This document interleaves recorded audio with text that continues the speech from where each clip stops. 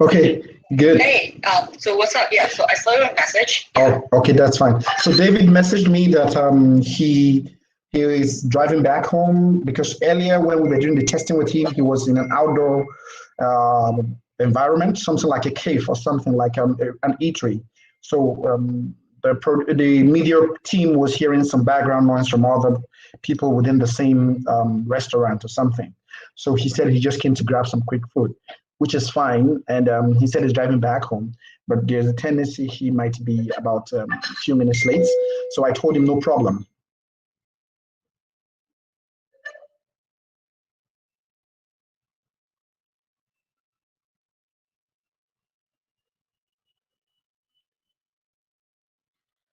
Okay, so we are live.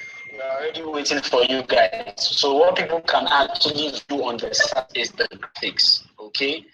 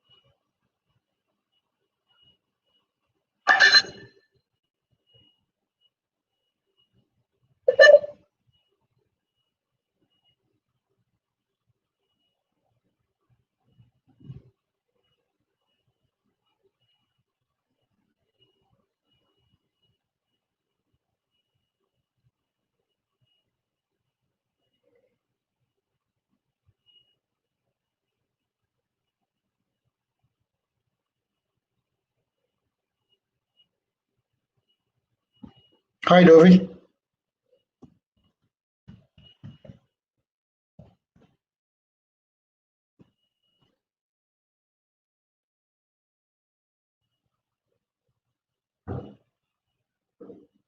Hey,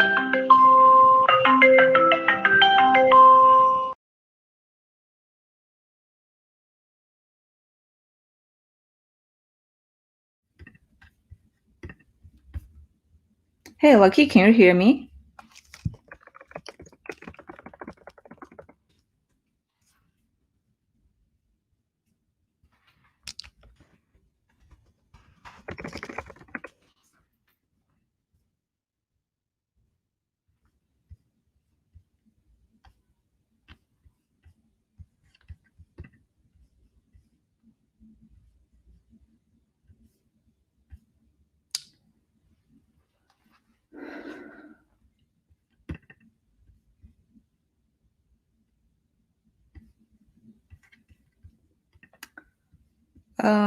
Have we started yet?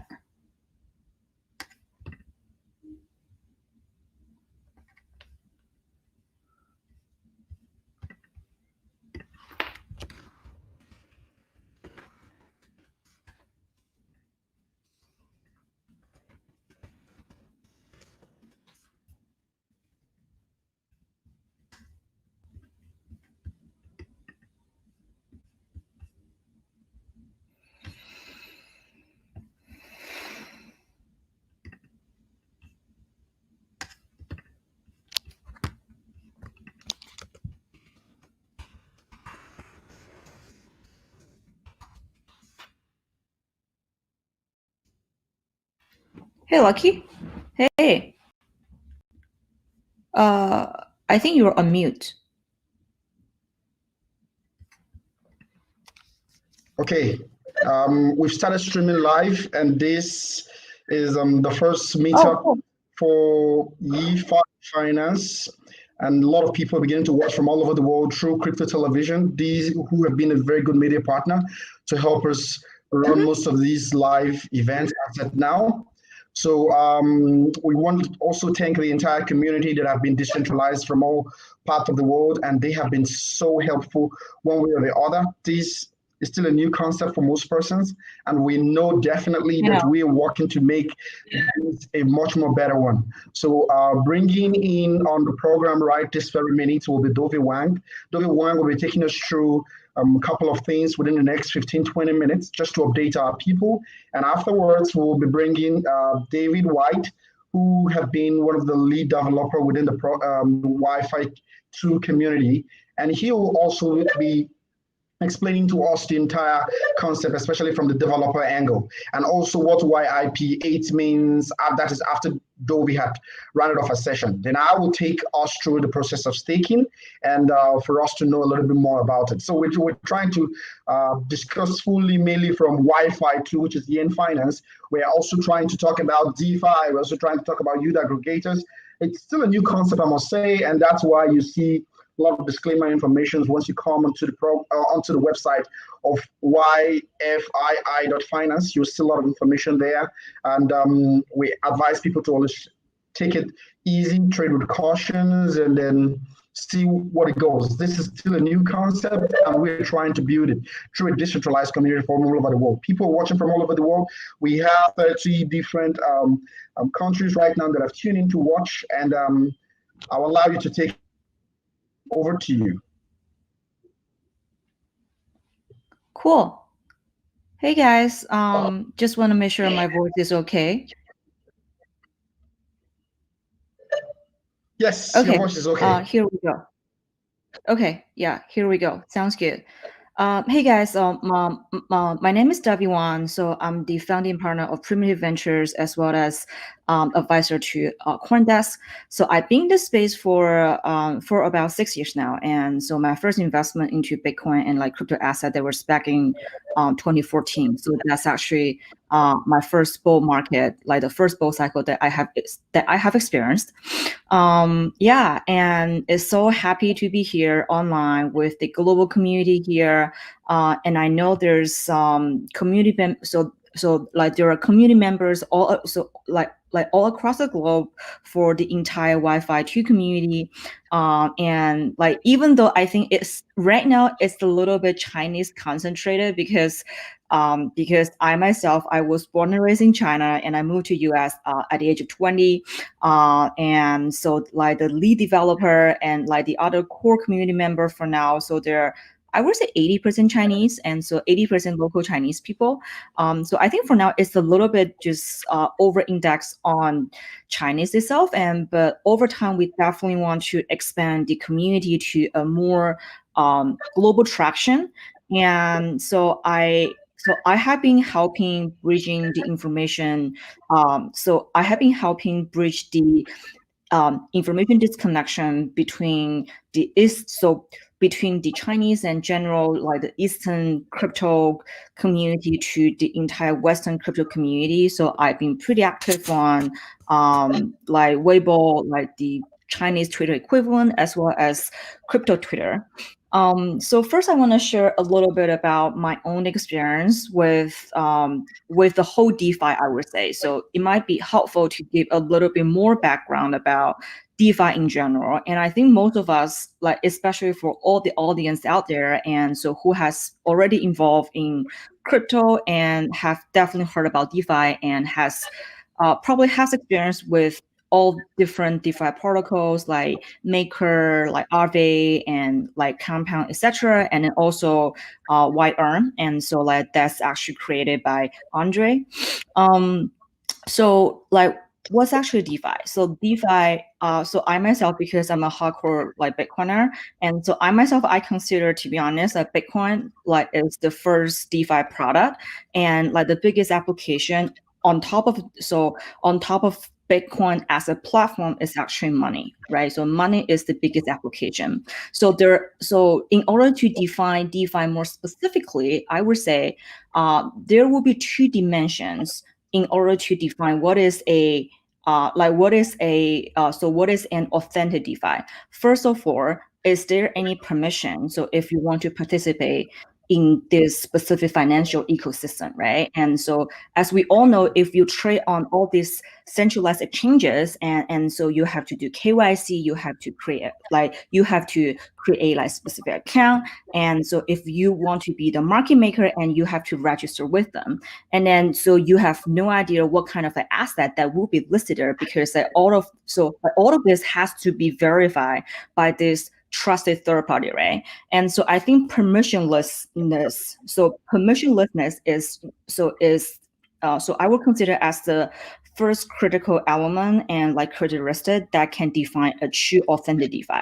So the second characteristic of a authentic DeFi gonna be like, is your money, is your capital is under the custody of any trusted third party, right? When you are using either MakerDAO or like Aave or the other DeFi protocol, or like say for instance like Wi-Fi 2, and like no one is actually keeping your capital or your money under their own custody, right? So there's no possibility of rob hook. And so later on, I will talk about the risk of DeFi. So like things like admin key, things like contra risk. And so like the beauty of DeFi is like your capital and your money is actually under the custody of a smart contract. So smart contract is execution machine, right? So it can guarantee 100% execution. So there's no individual or a group of people somewhere in the world that's actually keeping your money or capital under custody.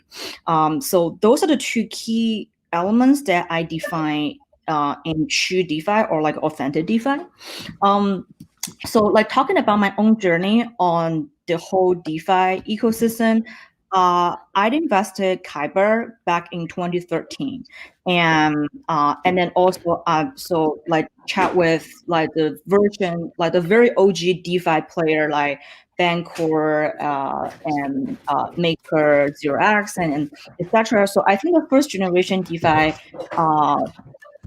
we can think about all the way back to Ether Delta actually. So it is not just Bancor or like the other like Kyber. So like who have been working on the whole DeFi thing since like 2017. And then like fast forward to 2020, and we have seen like an explosion of all different DeFi protocol like coming into the place, and especially getting into crypto mainstream. And I think like one important thing is the yield tracing, right? Because I think other than China and like Europe, US, Japan, so like they're all in this like negative interest rate zone, right?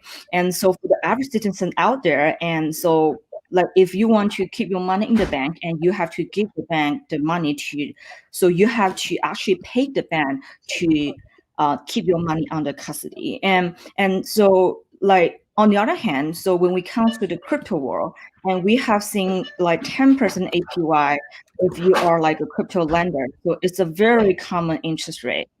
So that you can earn on your crypto asset. So I think it's this you chasing, not just within our crypto universe, but expanding from the fiat universe and then all the way to the crypto universe, that actually made the whole DeFi like definitely blooming in 2020. And like the other so I think the other contributing factor is also we have seen all the central bankers like they have been printing money like crazy, and so we have abundant of like liquidity out there, like especially after so it's I think especially after like the post-COVID like era, right? So we have abundant of fiat liquidity, and we have a very high so we have a very high base interest rate here in our like crypto universe, and so that is like the macro yield tracing happening now. And I think when Andre created Yearn, and so when Andre first created Yearn, so that is in June this year. So I was among the very first person to actually to yield farming Yearn as well, so like Wi-Fi 1. And so like the whole yield farming started from like compound, and like this is not like a so this is not like so this is not a strange concept like to most of the Chinese crypto members down here, because many of the second tier exchanges has been doing this liquidity mining or just transfer mining program back in 2017 and like 2018. And so we are actually very familiar with this liquidity mining program. So what is liquidity mining? And it's actually pretty straightforward.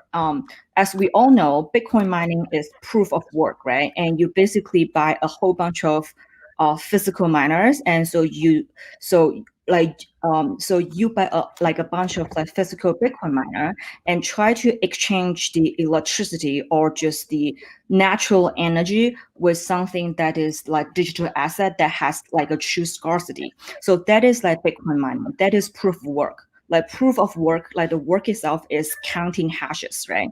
And when it comes to liquidity mining, and I think a more straightforward just mental model, and I will consider as a proof of capital.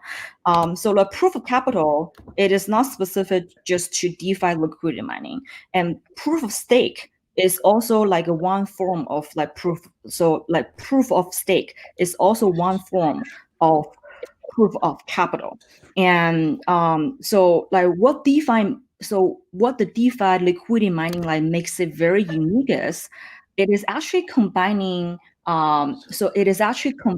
a reward or like a growth hacking program together with, I would consider, together with this token distribution mechanism, because that this is the first time that we can have something that's relatively fair and extremely transparent, like not like the last time ICO thing, right? So last time the ICO is very opaque, and so there can be layers of like pre-sale, pre-sale, angel rounds, and so for like a specific token, and you have no idea how the token distribution mechanism actually is. So I think like this time when it comes to the DeFi yield farming or just liquidity mining, everything is controlled by the contract, and so like you will know like what is your share. So what is your share so you will know what is your share, and like you can also predict what gonna be your share as long as So as long as you stake as long as you can stake like a specific capital into the pool.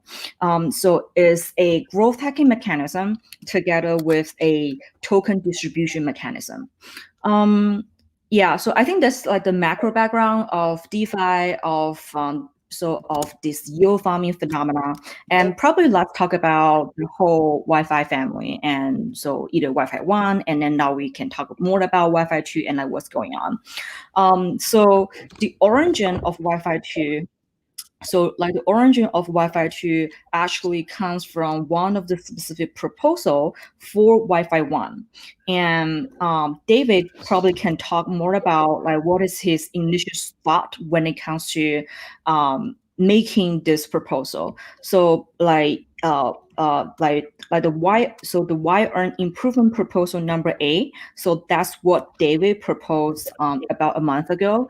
Wanting to change the distribution mechanism or just the vesting schedule of the Wi-Fi 1 token into more like a Bitcoin style. Like every weekend, so there will be like a halving going on. So like this can be like a lasting scheme and like can be more sustainable. And then also like the DeFi halving is something like all of us in the crypto community are very familiar with. And then so because it has a long lasting cycle, like other than just a 1 week distribution, and like once it's out and like once it's out, there's just that zero supply, because it has a longer distribution cycle, that over time it will have like more opportunity to bring on partners and then to just like tune the strategy, things like that.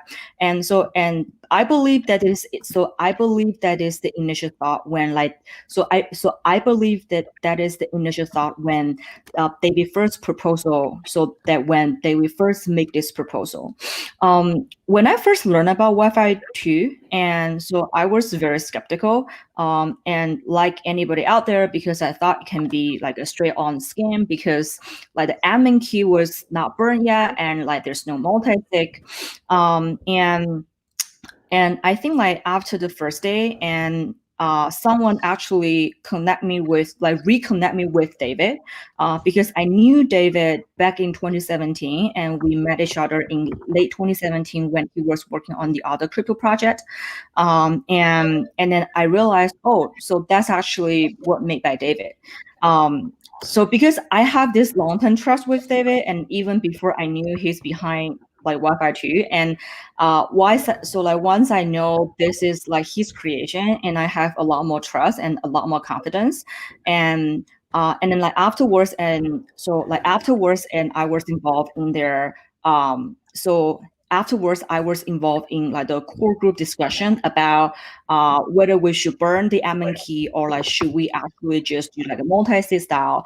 And so the whole community decided, so like the biggest risk right now when it comes to all this DeFi protocol, like first is potential smart contract bug, right? And then so like we all know about that, and we have a lot of hacks. Like there's hack on like the recent hack on like D4, let's say for instance, like previously, like back in like 2015. So there's also like a famous like DAO hack. Like it is not like a hack, but it's like a smart contract bug, and basically locking like over 200 million US dollar, and it's just like sucking to like the black hole, and so nobody can like take it out. And like the whole DAO thing eventual result in the whole hard fork of Ethereum, and so like the hard fork of the whole Ethereum, right? And like smart contract is definitely high risk, and so like that's why I have said it on Twitter that any unaudited smart contract is just like unprotected sex, and so you have to be self-responsible for like what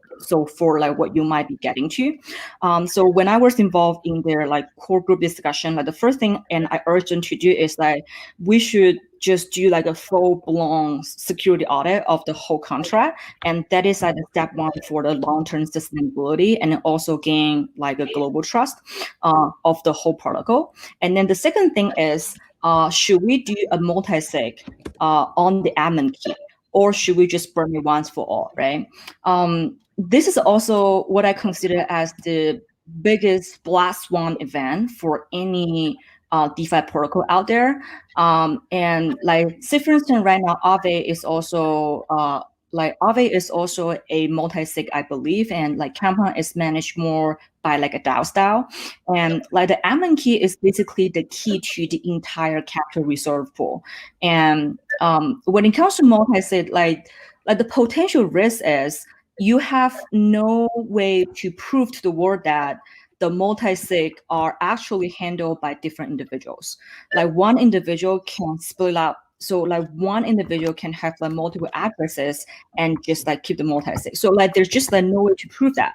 And like there also can be collusion. There also can be all this like unexpected events, right? And so like that's why I think the team, in order to make it 100% just like ironclad secure, and like the team just decided to just like burn the admin key once and for all. And so like that's why right now when it comes to that's why right now when it comes to the Wi-Fi 2, like the whole staking contract and the vault, and like no one can just take the money because the key has burned. Like there's just no key at all, right? So I think like after these two steps, and like after we have the security audit, and like after we burn the key, and I have a lot more trust like on the team and on the future of the project. And I think that's pretty much the background of how the project initially started, and then how I get involved, and then so what is my transition of my relationship with the project from first like being very skeptical and later on to a lot more confident on the whole thing. And I want to give, so I think there's definitely not enough communication on the English channel, especially on Telegram and Discord. And I'm not using Discord that often, so it's just, for me, it's just Telegram. So I want to give everybody a quick update on this. On the overall community statistic of our current Chinese community. So we have, let me see. So we have 10 different WeChat groups, just the generic WeChat groups, and like anybody can join. Just like our Telegram group. And we have like 10 of them because like WeChat has this. So like for like each WeChat group, we have a member limit, like up to 500. So we have about 5,000 community members like in our Chinese speaking community, and that's just on WeChat. And we have people on Weibo, on many other social media channels as well, and those are very hard to so those numbers are very hard to pull. And like other than the 10 generic groups, we have like 1 developer groups, and we have about 30-ish developers out there, and just like volunteer helping do the contra audit, like do like all kinds of like developer thing. And we have like 1 WeChat group that's just for the front end, and we have like 1 WeChat group for for the operation, just for community operation. And we have like 1 WeChat group right now, and just for partnership and for. So for instance, there's a lot of like Chinese DeFi project wants to partner with us, and then also like centralized exchanges, like stuff like that. And so like that's for the BD group. And we have like 1 WeChat group that's for for the vault strategy. And I'm not sure our community members are familiar with our vault. And you can consider vault as just consider vault as a bank, right? So as a asset management, so as something as your pension account, or like as any asset management account. Like the vault is basically a smart contract managed yield optimization aggregator. So like that's my own definition of the vault. So like the vault strategy is actually pretty important for us, and now we have over $32 million right now in the vault, and then so we basically leverage like the capital there, and then just yield farming all the possible protocols out there that has passed our security audit verification. Yeah, so that is the structurally, so that is the organizational division within our Chinese community, and is definitely by volunteer. Like everybody just work part-time, and most of us, like I think 100% of us, and we are Wi-Fi 2 holders, and so that's, I think that's the Chinese community statistic update. And I think I can also quickly talk about the future plan if we have time. Lucky, and I think, do you think I have like Yes. 5 more minutes to talk Yes. about things like that? Yes. Definitely, you Okay. will give you the time to talk about the future plan in that regard. Just to give the entire viewers all over the world who are watching us through Crypto TV Plus right now, we've been able to hear Dovi take us through in terms of the history a little bit from where we came from. The original code was developed by Andre Cronje in YeFi 1 or Yearn Finance 1. But however, due to some certain concern about will and how they want to probably control a decentralized community, certain improvement had to be made. But upon voting, it didn't actually go well. The majority wanted a change, but for some few, it didn't go through as a result of the 33% that was needed to sometimes form a quorum. However, the entire community moved on. There's this notion out there which tried to make it look like YeFi 1 are for the English people, YeFi 2 are for the Chinese community. That's actually not the case. The technology is decentralized, the technology is open, and virtually anybody can be able to use the same code and build something better. But we, YeFi 2, have decided to take it a little bit in a much more decentralized manner where people from all over the world can be able to participate and join. Dovi has also given us some breakdown in terms of what the Chinese community are doing with over 10 WeChat groups. And we also have a community from the English side who are active within Telegram. We have, including the Weibo, including as well as from the Twitter. So all these tends to show how decentralized the entire community is. And not just that, David have been one of somebody who is key in the industry, not just today, but even way back in 2017 when Dovi and David had met. And YeFi 2 being one of the first in the world to be able to totally burn down or destroy the anon key, which does not give anybody or single individual the control over what YeFi 2 will be. So the governance is totally public, the governance is totally decentralized, and we are always open to integrate more input from the people. So this is part of the summary in terms of what Dovi has taken us through, and I'll give Dovi 5 or 10 more minutes to take us through some other further statistics. And afterwards, I will bring in David, who will give us some understanding from the developer side. David is the person who also was able to propose the YIP8 or the Yearn improvement proposal, and we'll get to hear from David after Dovi is done. So I'll hand over to Dovi again to take us through for 5-10 more minutes through certain statistics. Thank you. Yeah. Thank you. Thank you for the summary, Lucky. Dovi, and yeah. So like the other thing is, I think so I posted on Twitter like a few days ago, because right now we have a completely new domain. Like previously the domain is YFI YFII.finance, and so we already upgraded like the entire domain to DeFi.money, DFI.money. So I think the initial thought when it comes to the Wi-Fi 2, and we definitely inherit a lot of design philosophy from, so we definitely inherit a lot of design philosophy from Andre on the Yearn. But going forward, and I think there's a lot of things that we can have our own innovation, and there can be bottom-up approach, and just so like we have been getting a lot of like great idea in our community here. So like that's why right now the new domain can support 5 different languages. It can support English, Indonesian, like Thai, Japanese, and Chinese. So I think the community is definitely not for Chinese, and even though right now it's a little bit over-indexed to the Chinese community, we definitely need more regional, local volunteer like to help up. So just like to help us to like expand, so to expand the boundary of the whole Wi-Fi 2 ecosystem.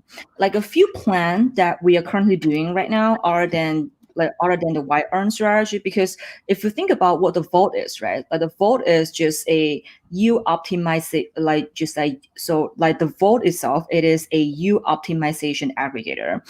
It is like your any of your so it is like a passive investment account, right? Think about that. So other than that, we have a lot of like unfair regional advantages, I would say. Like say for instance, China here on the ground, there are a lot of like the majority of the Bitcoin miner and then Ethereum miners, 70-80%, they're all here in mainland China. And so right now I'm in Chengdu. So that is at the capital of Bitcoin mining. And so probably 80% of the Bitcoin hash rate is actually in Chengdu province here. And like all the miners came over to me saying how I can involve in DeFi, right? They have like freaking no idea. So we have been working closely with them and then to see whether we can get them to actually get on top of our Wi-Fi 2 ecosystem. Say for instance, they can simply wrap their BTC and then put it in our vault, and then which can make our vault has a much higher TVL, and then we can have more dry powder so we will have a lot more dry powder to think about our overall yield optimization strategy. And so that's one thing that we will definitely do that's one thing that we will definitely do in the coming weeks, because so if you think about where are all this capital coming from, and it shouldn't be just from DeFi money, so it shouldn't be just from like Ethereum money, right? And so majority of the crypto money out there are sitting either on Bitcoin. And then that's something that we should rally, and that's something that we have very unfair advantages, like when it comes to like Chinese miners, stuff like that, right? Like that's one thing that we are thinking about. And then like the other thing we are thinking about is also very so I would say we have been approached by many of these tier 2 or tier 3 centralized exchanges here down in China.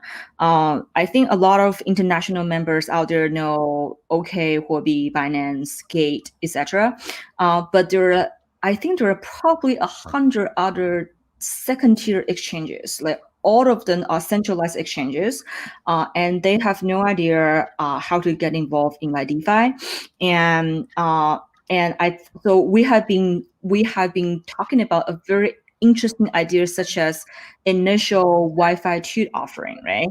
And so because now we have a very strong community, and we have this vault as the we have the vault as the distribution mechanism. And in the future, if there's any DeFi protocol and wants to distribute their own platform token or governance token, so they can actually leverage our platform as as a very robust channel. Those are the two things that we are thinking about doing just in near term, and we have a very long backlog of things that we want to do, and like a lot of things is just up in the air, and I think only sky is the limit. And the other thing I'm very super excited about is this is the first time I see there's a very organic and bottom up Chinese community.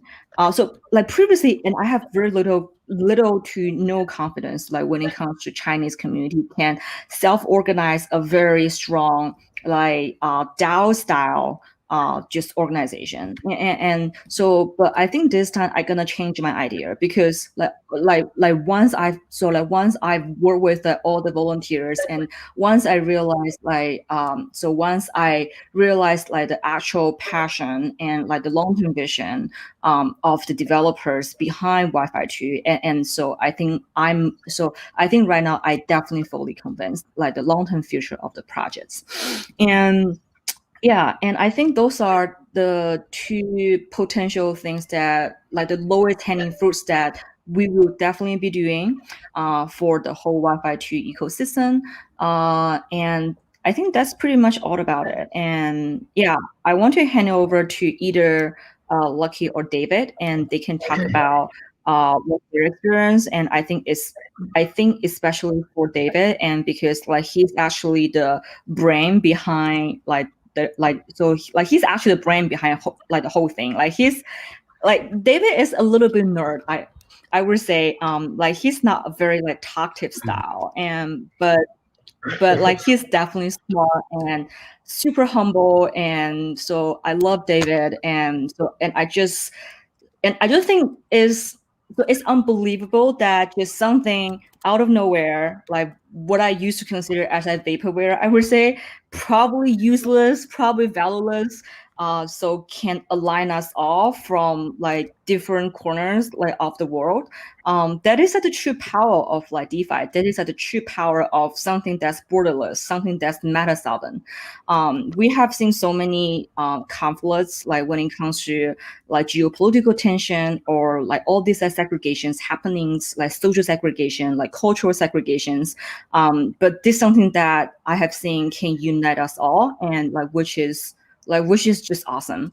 And yeah, and so one last thing I want to add is I have been thinking really hard on what is the intrinsic value of Wi-Fi 2, because when Andre first launched Wi-Fi 1, and he said, okay, it's useless, so it is not useless, so it's valueless. This thing should just probably worth zero. But we have seen the price of both Wi-Fi 1 now flip Bitcoin, so per unit price, right? And the total market cap right now is over 300 million.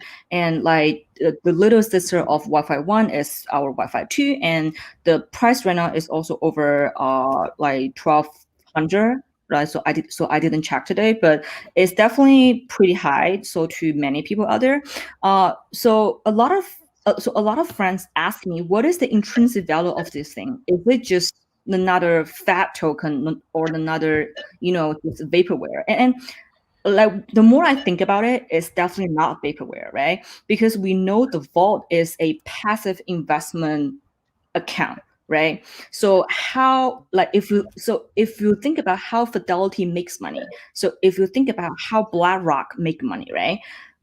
So right now the money, the value accretion, so the value accrue all goes to the token itself, right? So it's it's basically like a decentralized mutual fund type of thing.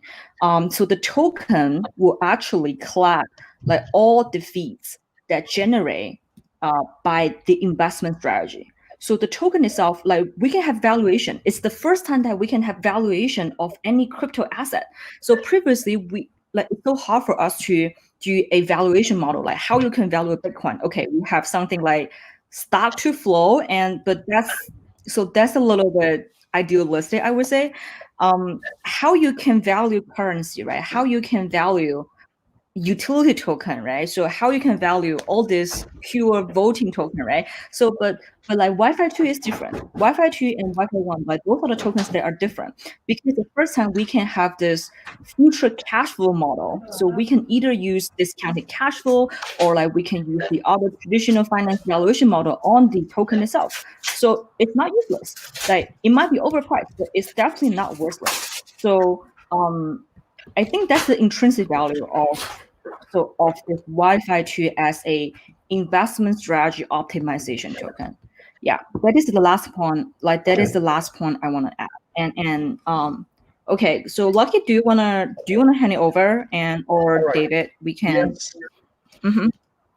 Okay, thank you, Dave. Thank you, Dovi, for that quick summary and breakdown throughout the entire process. One thing we keep telling people is that the concept of DeFi is far more bigger than what we think. When Satoshi Nakamoto started the concept of Bitcoin blockchain, we never knew we would go this far. We thought it was like probably some sort of crazy nerd idea and all of that.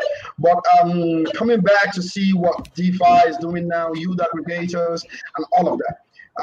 In case you're just joining us, this is still Yearn Finance 2, first meetup all around the world to connect the people from different parts of the globe to enable them get to know what Yearn Finance is all about, especially from the angle of DeFi too. What we need to update most persons who probably don't know the concept of what we're trying to explain today is that for the first time in the history of humanity, we are having to use code, blockchain, the entire concept behind blockchain to decentralize finance, especially for the hedge fund industry. Now, the people who probably might think, oh, who are we coming after? This is not a case of if we're coming after anybody. This is a case of where a solution is being built, and we feel the solution will be used mainly from the angle of decentralized finance kind of model. We feel this solution will impact greatly the people who are within the hedge fund space, because for the first time in the history of humanity, you don't have to go everything directly in BlackRock or Fidelity. You can stay from the comfort of your home and try out the concept of hedge fund. It's still a new concept, I must say. We still try to tell people to take caution as you try to dabble into this. Don't put more than what you think you can afford to lose, because it's still new. And but sure, the entire team from developer side, David trying to do quite a lot of things to help out. See that this is transparent enough, this is good enough. That's the case. So I'm bringing down David on board for him to come and take us through the developer angle. So please, you have to also bear with us. David is more nerdy, like Dovi had said. So you will just accept him, pay close attention. He doesn't like to talk too much. He's very detailed in his explanation, and just please listen. You can keep dropping your question. I'll go through them from the chat on Cryptotvplus. In case you don't know, this is the media.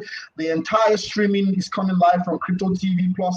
Go to your Twitter handle and you can be able to follow them. Go to Yearn Finance, which is YeFi2 main Twitter handle. Go to our Telegram group, go to our WeChat group. You'll be able to see us, or go on CoinGecko or CoinMarketCap. You'll be able to see a link that will guide you straight down to any of our social media platforms. So thank you to Crypto TV, and I will hand over now down to David for David to speak from the developer side, and I will come take a wrap for the entire one. Thank you. Over to you, David. Oh. Okay, hello, Lucky, can you hear me? Yes, yeah. We can all hear you from all over the world. People are streaming live from everywhere. Okay, hello everyone. I'm David White from Wi-Fi 2 community, and made the Wi-Fi's YIP8 proposal then I implemented. And let me introduce the background of proposal YIP8 and update on developers' progress. Hello? Yes, we can hear you. Go on, David. You want to share your screen? Yeah, okay. Okay, cool. First, let me introduce the YIP8. As we know, the farming of YFI started from July the 17th and stopped on July the 26th. In order to prevent a sharp decrease of liquidity in these farming pools, we proposed YIP8. We suggest a weekly halving model for yield mining. Though more than 80% of the votes are for the proposal, it has been declined because of the unmet 33% of quorum requirement. Then we forked the YFI, naming it as Wi-Fi 2. The issuers of Wi-Fi 2 imitates the halving models of Bitcoin, so that the tokens will be fairly distributed to the community members. And I think when we make the proposal, there are some advantages of the Bitcoin halving model, such as halving every week is quite easy to be understood in the crypto community, and easy to make memes of YFI. YFI is the Bitcoin in DeFi for various spreading, and enough time for the market to reach the equilibrium. I think the liquidity providers YFI's revenue is halved every week while taking the same risks. This will result in a steady change in liquidity. This is the concept of the YP8. So, okay, so let me introduce another part of the project, the how to verify the safety of the Wi-Fi 2 system. So we burn the keys. There are a total of 5 transactions to burn the admin authorities. Okay, let me copy and paste in the text area. Yeah, you can as well just share your screen if you want to, because that's the only way the entire community can see you. You can share your screen right at the top. You say share screen. Once you click share screen, that's it. And if you want to do that, so that will make more sense that way. Okay, cool. Okay, let me share my screens. Cool. Cool. Okay. This is the first transactions. First transaction. Okay. And this set the governance to 0x0. This contract is the Wi-Fi 2 tokens, and as we see, there are set governance, and yes. In this transaction we set governance to 0. Okay, and the pool one, there are 2 transactions. This is the first one. Okay, we set reward distribution to 0, and this one.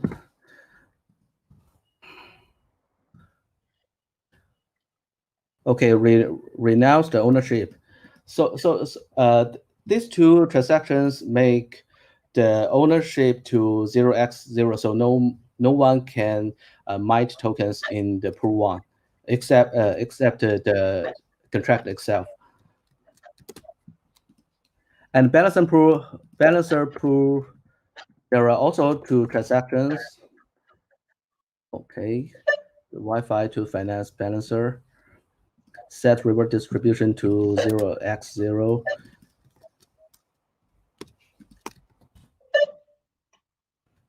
And this one, renounce ownership. Okay, these 2 transactions. To let the admin cannot mine any tokens, and all the miners transactions is here.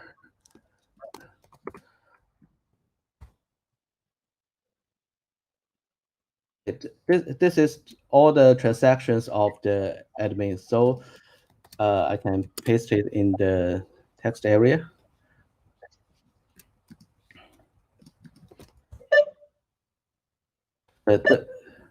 So the total 5 transactions made the burn of the keys of the Wi-Fi 2 system. Okay. Cool. Okay. Okay, let me introduce the more things about the project. Some interesting is the opinion of Andrew Kronis with Wi-Fi 2. Here are the interview by Hasu and Andrew. They make some interview.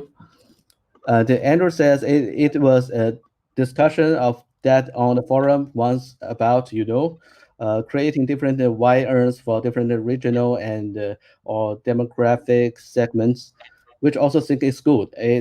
It goes like one of the reasons why I support it. The why I support the Wi-Fi 2 fork is because that they are there. So it's very interesting. I can paste the article in the text area. And I think Android is for Wi-Fi 2 community, while Wi-Fi community not. Okay, let me introduce some progress of the developments. First, the developers are focused on what strategy developing. Now, the Wi-Fi 2 community has more than 30 smart contract white hats and 20 front-end developers, 80 operating and marketing members. We recently created a new group to make the Yale strategies and collect the intelligence from all kinds of crypto channels like Twitter and the Discord. Um, we also have deployed the strategies to YAM and Curve and Grape. The Chicken.finance on the way.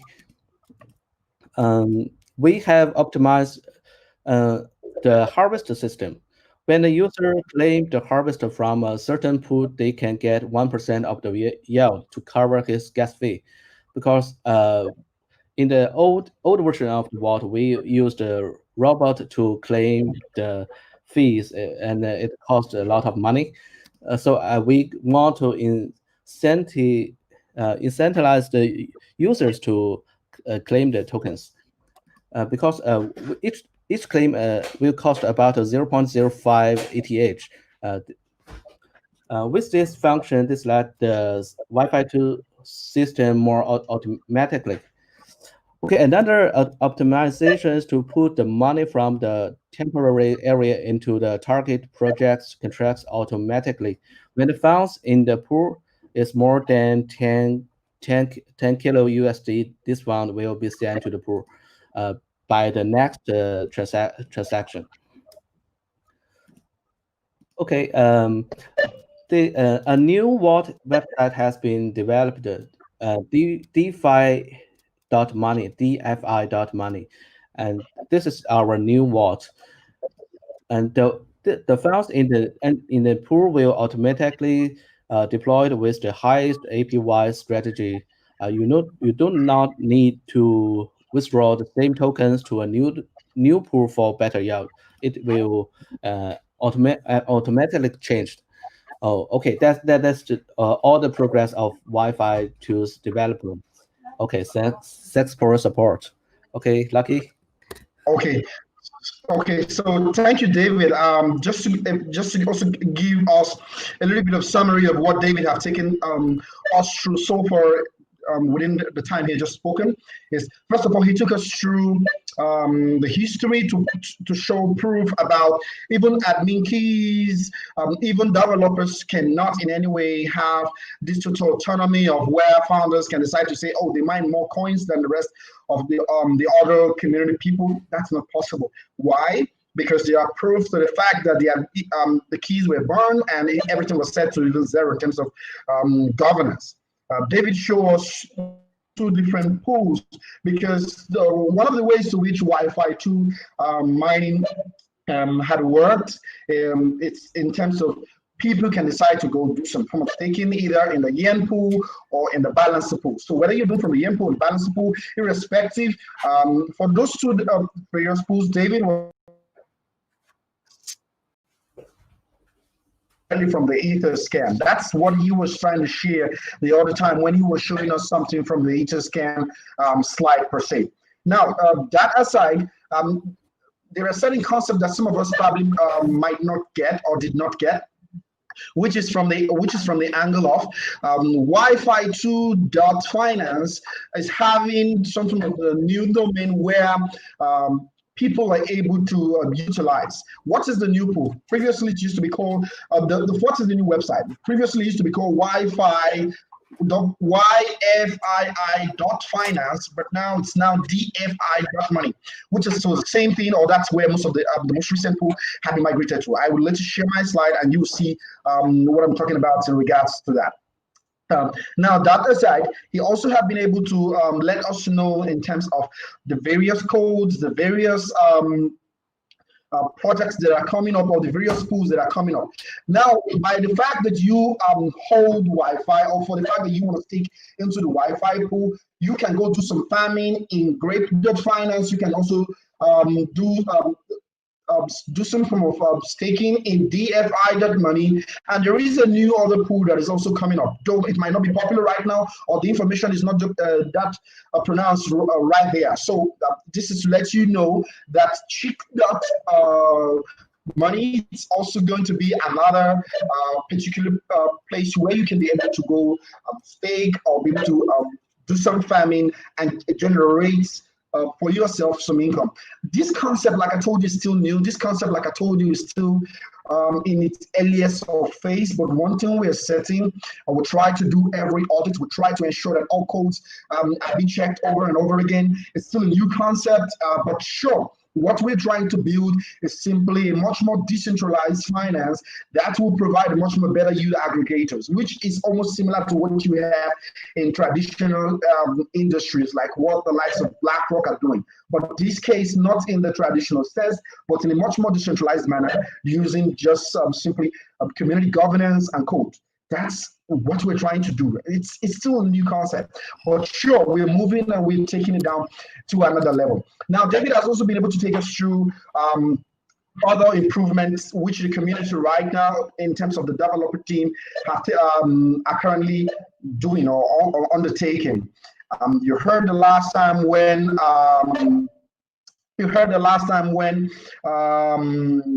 Dovi was able to tell us in terms of grants for developers, groups that are in charge for some form of governance. We have different groups that are trying to bring our concept. Everybody have the opportunity to be able to make input into YFII or Wi-Fi 2 finance through using their token to be able to cast vote. I'm going to show us that right after this. So this is what David has been able to take us through. David is more of the net guy. David is more of the guy who does more of coding and development, and he doesn't have to explain too much. So sometimes I know there is this gap between those who are too technical and those who are too traditional, or those who are not as technical as David. So that's why the likes of myself and Dovi will always be here to always bridge that gap to help for much more smoother communication in the entire sense. So more developments are currently being ongoing. You hear more later news after my own quick presentation. So I'm going to take you through in terms of, first of all, starting from Wi-Fi, the finance, and I'll take you through DeFi.money, and I'll show you what it means for people to stake, and I'll show you what it means for how to stake, or how the entire process goes. Now, there were challenges from the original inventor. When I mean the original inventor, there were still some community issues that needed to be sorted out from Wi-Fi 1. This led to the YIP 8, which David had talked about in terms of the Yearn Protocol 8, and that has been the progress we have been able to make. So for us now, we've been able to carve out for ourselves the difference between Wi-Fi 1 and Wi-Fi 2.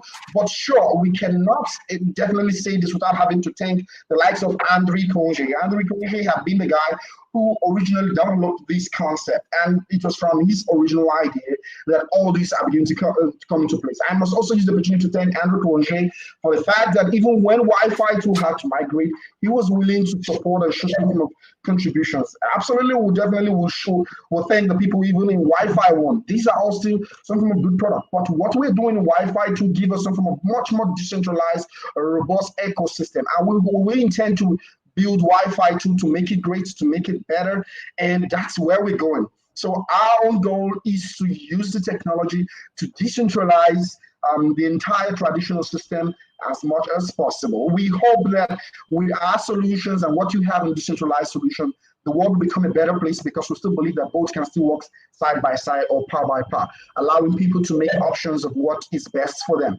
Sure, it's still a new invention, trade with caution, and then take it one step at a time. So right now, myself, I'll be taking us through what I just explained, or I'll be talking about in a few minutes. The first thing you need to do in terms of trying to interact with the decentralized finance or the Wi-Fi community, you should have some form of dApp installed on your browser, simply through the aid of MetaMask. There's the other form of decentralized kind of wallet like MetaMask, Trust, different type of them, whether you're Ledger Nano, as much as you can. But first of all, I will share my screen, and when I share my screen, you'll be able to see part of what I have just talking about. right about now. I'm believing that virtually all of us can be able to see my screen right now. And for those of you who don't have MetaMask wallet, you can always be able to do that through your Chrome browser. It is currently being supported via two browsers popularly, either from Chrome or from Firefox. Now, once you install your Chrome browser, be careful. There are quite a lot of other imitation out there, but there's one original one which you can also be able to see. Once installed, you should be able to see it as an extension right about this corner. You need to open that up. That's the first thing you need to do before you even go to the website. It's quite much more easier that way. And when that is done, you can just open up your browser, type wi-fi.finance. Once you click that, it opens up. You can be able to see whether you can stake, you can vote, as the case may be. This main page, actually, this particular website was like the old one. And just like Dovi had told you, because we had to move from the shadows of what Wi-Fi 1 was to what Wi-Fi 2 is. The new website is actually DeFi.money, which you just type on your browser, DFI.money, and once you click, that opens up. So with this, you can be able to see the latest or the new one. You can see the progression from where we were to where we are now. And let me just take you through this entire tree process. First of all, the act of voting is very simple, which gives everybody the opportunity to contribute, take part, decide what should happen to what we're doing in the community. And you can always be able to do that through your own ownership or when you're part of the community, or if you're holding part of the token. That's one thing we can also be able to do through the voting part. That's just easy. But now we're not currently doing any form of voting because this was done in the initial stage. Now, what's the vote? The votes actually give people the opportunity to see some of the good products that we have out there, but it gives you the opportunity to stake some of your assets, and you with whatever assets that you have, you can be able to put it into it. There are different kind of other profitable vaults that are out there as of today, and you can be able to stake either you're using what you call your wrapped Ethereum syntax link, which I'll be able to show you. But please, you need to ensure that you read through this notification. I deliberately left it here on the screen for you to read through. Even if you're checking that yourself, you can also be able to read through. So I just close the tab. I see all these particular DeFi products from Yearn, from Compound, from MakerDAO, the Wi-Fi one as well, the link. These are all different kind of products that are out there. So this project, like I told you, is already in beta phase. So use at your own risk is very important. And once we connect, once your MetaMask is connected, which you can only see as an extension here, and you connect, you'll be able to access it. That's from that angle. So in this case, if you were to say you already have some form of Y curve can be gotten from also the Yearn pool per se. There are still other ways to which people can stake. I will still take us through the entire process in a bit. So I bring us back here. And what am I doing here? This for me is the main page where people can also be able to understand and take advantage of the product. FY1 on YF2, an open letter from community. You can see or read more about it through this link. You'll be able to see our Twitter handle, our Telegram, Discord, and all that. You can also be able to calculate what they call the yield. How do you know what the yield will be if you were able to stake? Please take note, these yield are not constant. They're bound to change, and quite a lot of them will change in accordance to how the pool money is. And now the three kind of pools out there, from the Yearn pool to the balancer pool. Then we have the governance pool. The governance pool just gives us the opportunity for us to decide how the development will go, and it's not being necessarily controlled from any single individual. All of us can be able to do that. But at this point in time, I'll tell you not to bother much from the governance pool. But whenever there is this demand from the community, we can always be able to go there and decide what that will be. Now, this is the Yearn pool. From the Yearn pool, before you even begin to before I begin to open the game pool, there's very important link that is here. There's also another important link that is here already on the balance pool. With this link, you can be able to easily get your Yearn, the Y curve. You can be able to get your Y curve token, which I explained to you just a few seconds ago. And once I click the open button, I can be able to stake here. But before I can stake here on the Yearn, on this particular Yearn pool or the curve pool, I need my Y curve token. And the only way I can be able to get my Y curve token, as it now, is just for me to either go through some Uniswap, and I can be able to exchange some of my Ethereum, Tether, and all of that. With these particular link, you can be able to get your Y curve pool, and with you can be able to get your Y curve token, and with the Y curve token, you can be able to easily stake directly into the pool per se. But one important thing you also need to note: the transaction fee from this particular place from Curve can be very expensive. So if you're fine with the transaction fee on the high side, then that's fine.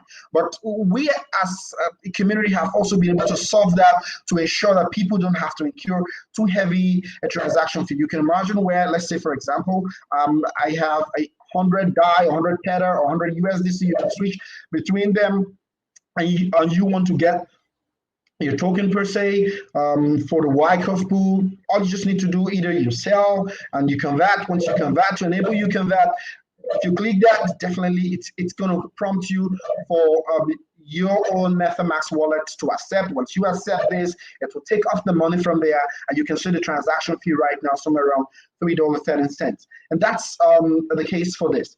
But that aside, if you already have the Y curve token, you can just come here already. Once that is done, you would be able to see the balance of the Y curve token that you've exchanged with your USD Tether or with your DAI, and you can come here, stake them.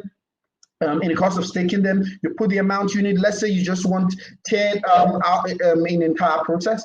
You put that which you want to stake, and once you're done, you just click stake. You could see the stake button here. You could just click stake, and you're good, and that's it. So you don't have to do much. Now, whenever your stake have been able to give you or been able to mine some form of the reward, either as Wi-Fi token itself, you can easily claim. To claim is just like collecting back what is originally yours from the pool. And once you claim, you'll be able to see the balance. You can at any point in time on stake. So now, what's the difference between us and probably the traditional projects that are out there? The difference is that you can just wake up any morning in the morning, go to a hedge fund company where you've dumped where you've kept your money for much more maximum, much more higher yield, and you expect them to just give you the money right away, like within the next minute. But the function of what decentralized finance is, you can come in anytime, you can go out anytime, right from the comfort of your home on your computer. You don't have to actually do anything much, just probably a transaction fee that will cost you. In the same way, for those of you who don't want to stake in this particular Yearn pool, you can also be able to do that on the Balancer platform. How do you do that? You need a BPT token to utilize the balance pool itself. The form liquidity. How do you add liquidity? Adding liquidity is just for you to exchange, let's say, your 100 USD Tether or your 100 DAI or your 100 USDC, and you want to get a BPT token. As at this very minute, we can see a total liquidity of over $22 million that have been staked into this particular balance pool. So with this, to add liquidity, just click on liquidity. But before you click on liquidity, you need to also connect your wallet. Remember, if you connect your wallet, this is my MetaMask wallet. In this case, it's going to prompt me to accept, meaning I'm trying to communicate with this particular website with the aid of my decentralized or my wallet, which is MetaMask. Once I accept, it will connect automatically so that this pool can be able to see or receive the particular money. You cannot do this if you actually do not own the actual wallet or don't have access to the actual wallet. So you don't need to be scared, like probably you're exposing the entirety of your balance or whatever is there. It's only what you approve to be taken that will be taken. And once that is done, you could liquidity. If you already have DAI in your wallet, it's very easy for people to buy DAI these days. There are platforms that are selling, there are exchanges that are selling DAI, inclusive like Coinbase and all of that. You could just buy your DAI, accepting it here. And you can also as well get your YeFi. So if you already have YeFi, you could do this. If you already have DAI, you could also do this. So whether you want to add your YeFi token, the YF22 token, that's for those who already have them. You also check this two box, but if you don't, then there is no need for you to check both box. But for those who are trying it for the very first time, we always recommend that you try it with single asset, which is DAI, because trying it for the first time means you've never had access to YFI or YeFi token before. And with these, you can be able to add liquidity. You can be able to add liquidity per se. And once that is done, you can also be able to see that you will just need to connect your wallet and you're good to go. By clicking this point, you add liquidity, and whatever the amounts you want to add into liquidity, let's say you want to add $100 into the pool, say 98%, the entire 100% will be totally DAI. But if you're adding it from this other pool here, 98 will be DAI, 2% will be YeFi. In that order, there's also a chart which I will show you. As you can see, immediately I click 100. Just watch. I want you guys to all watch this particular portion again. Immediately I click. All right. Let's say 20. All right. Irrespective of where I click, 98 will be DAI, 20% will be this. So this is one simple way to which those of you who want to add either through this balancing pool, as the case may be. But this, like I said, is like the old pool per se. But so let me take you down to the original one, or the newest one right now. This is YeFi. Like I told you, this is still in a better phase. All you just need to do is to connect your MetaMask wallet. That's for those of you using MetaMask, the different kind of wallet you can use. You can connect anyone you find with, and you'll be able to just go straight into the pool. So all you just need to do is to deposit to earn. How do you deposit to earn? The concept is just simply putting up your couple of dollars. For those of you who want to probably take a risk of $100, put it into the pool. Whatever that will be used, whatever that you earn as a result of putting $100 into the pool, into any of the DeFi products, you'll be able to see that here. So with DeFi money, this one is also another quite good pool where you can be able to earn from. You can also use your Y curve to remember. Before you can use your Y curve, you need a Y curve token. You get a Y curve token directly from Uniswap, or you go through the other link I showed you earlier before. With your wrapped Ethereum, you can also be able to do that. Same as Link as at this point in time. So what do we need to do? Here, in case you already have your YFI token, you just need to do a deposit. And for you to deposit, you just put in, let's say you just want to put one FI token, and then you're good to go. Once you do that, you approve. But once you approve, before you approve, definitely YF token needs to be taken off your decentralized wallet like MetaMask. Once you accept this, it will be taken, and once it's taken, you'll be able to see the balance here. And once you see the balance here, you can just immediately deposit, and you're fine. The same analogy I've explained here also work virtually with all of this. That is, if you already have your Y curve token person. If you don't have your Y curve token, you can go get it on Uniswap, import the contract address for these, and you exchange your Ethereum immediately with Y curve token, and your Y curve token will be visible on your MetaMask wallet. And once it's visible on your MetaMask wallet, you can come here, connect it, and that's it. So it's very easy. The concept of trying to use DeFi.money makes it very simple. How do we migrate? How do we conclude the concept of using this particular part of this wallet is to help us ensure that you don't have to keep doing everything manually. For every time a new pool or for every time a profitable pool is added into it, let's say we want to aggregate the likes of BlackRock, Fidelity. Which one between BlackRock and Fidelity? Which one of these, for example, I'm just trying to use the traditional concept here, so you understand what I'm saying. Let's say this is BlackRock, this is Fidelity. Between dropping your money with Fidelity or giving your money to Fidelity and BlackRock, which one of them will give you better profit? You cannot probably say. But what this DeFi money will be able to do, it will automatically move whatever assets that you have staked into the pool into the most profitable one. So you don't need to worry yourself about, for example, BlackRock is giving more better ROI than, let's say, Fidelity. Fidelity is giving more better ROI than BlackRock. Or irrespective of whatever the hedge fund company is doing.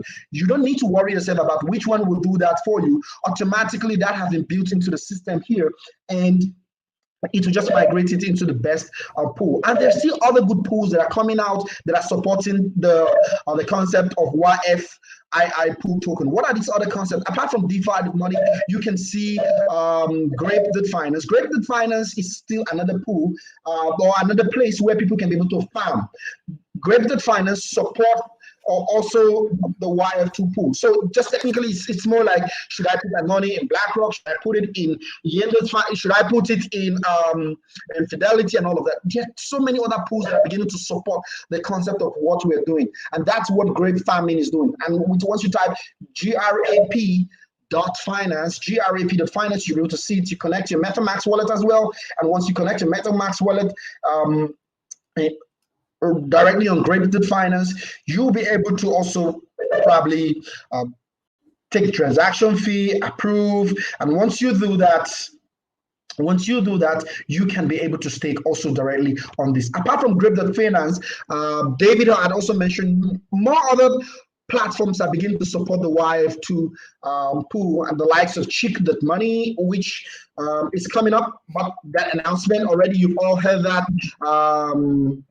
You've all heard that already, and all of them will be coming up so long as we're able to achieve much more better results from the entire process.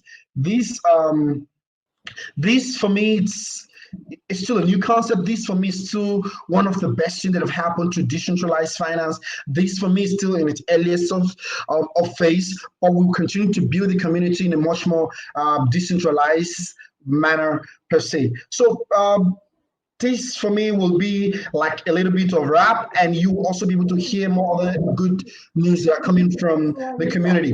I would also like to use the opportunity. I would also like to use the coming which is more like trying to see how they can list these. I think the information is already out. We don't have to explain that to anybody.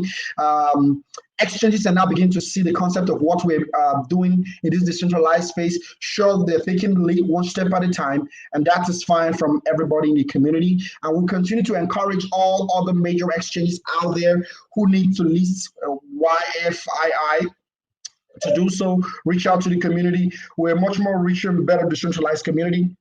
There is no one person know it all, and the entire team have been working behind the background. I cannot but emphasize that there are a lot of developers who are doing a lot of work, and some of them could not be here at this point in time, but they're doing virtually everything possible to ensure that they are able to achieve much more better value, much more better product out there. I will believe with everybody's contribution, decentralized finance will become a thing of 2020. At least this is one good news that should come out from 2020. Take it with caution. We're seeing the earliest phase, errors, core, and all of that, but surely we'll do our best to ensure we update all of this. So I'm going to stop sharing my screen right now, and Dovi, I'll allow you to also, if there's any last minute thing you want to explain to us or you want to say before we'll call it a wrap. And definitely this will also be a first in a series of its kind for us to continue to update the community about the progress report of what we're doing. One of the good progress report came out just recently is that you can also be able to trade your YF2 right now on one of the Huobi global platform. Once you do that, I think it's already open as of this minute. You can be able to check. There are other exchanges that will be coming up soon. We're already communicating or trying to talk with them to ensure that more better values are added. This concept of decentralized finance, yield aggregators from YF2 is just simply trying to decentralize more like the hedge fund industry in a way, right from the comfort of your home, using code, using blockchain. These are all the things. The intents to Satoshi Nakamoto, even though we still do not know who he is or who they are, surely these are all his original, all trade from him and to other people out there that have done great work, even before Satoshi Nakamoto, inclusive from the cypherphone community. These are just endless people who have done great work and have led us this far. But for us from the DeFi community, we'll continue to build. We have some of the most reputable people in the industry who are supporting us, encouraging us right now in this space, and they'll continue to do so. We are willing to do that all for the love of the community, all for the love of decentralized finance, all for the love of innovating and improving to make our world a better place. DeFi 2 is for everybody around the world, from the east to the west, north and south, white or black, irrespective of your location or region, you can be able to use the product. Please continue to follow updates from the community. Continue to learn more. The research is ongoing. The process is still in its earliest phase. We'll continue to develop. We'll continue to innovate. And that's one of the things we're able to do. And thanks also to the team, those who probably we could not mention their name as a result of either oversight or something like that. So this is what we'll continue to do to innovate. And also to the Crypto Television program. These guys have also made it possible for us to have this live streaming all over the world as of today. This is still for the love of the community. Crypto Television, it's if not the only television station right now for the love of fourth industrial revolutions like blockchain AI and all of that. This is where you can watch all the best of shows. Tomorrow I'll be going in on Inside Blockchain Show, which is one of the most watched blockchain program right now, inclusive from the continent of Africa. We're going to talk more even in details about it. I don't want to bog us much with too much information. And we'll also be able to go back to the chat, and I'll pick some questions from the chat and we'll be able to answer as much as we can. So Dovi, I'll allow you to say something if you want to. If you want to put in one or two last words, then I can go down to the Crypto Television handle. There are a lot of questions that are probably ongoing out there, and there will be a series of continuous engagement to update the community about the development of what is happening in this space, and that's what DeFi 2 is all about. We did not intend to make it in a manner where one person knows all. We want to make it much more decentralized and continue to update the community. So over to you, Dovi. Any last minute words so I can go fetch some of the questions. Thank you.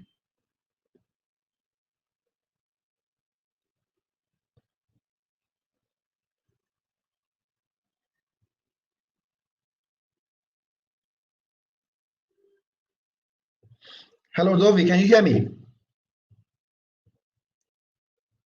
Dovi?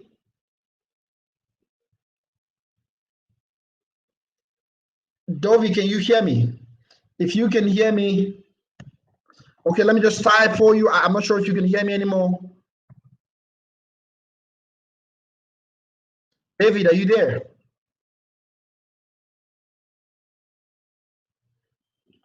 Hello? Okay, can you hear me? Here? Yes, oh, good.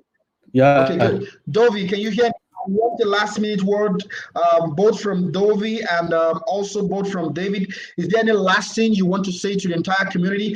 I would also try to go fetch some questions from the group, and I will be asking those questions directly as it comes, only from Crypto TV platform. All right, and also, I think I kind of skipped a little bit of information about the APY. So David, can you take the entire community about the APY page? And then once you do that, I will take questions from the group.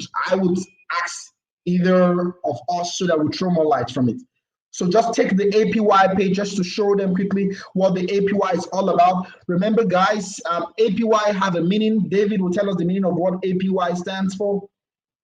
David, over to you. Can you hear me? Yeah, I can hear you. Should I use my screen sharing? Yes, you can use your screen sharing and tell us about APY.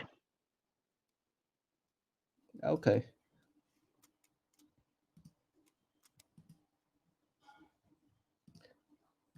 Look. Okay, this is the Wife2 and Die trading pair. You can visit from the yearfarming.wi-fi.finance. And this is Y curve is the pool 1 and Wi-Fi 2 Die is the pool 2. And they have different APYs. And let's see this one. This is the pool 2's APY.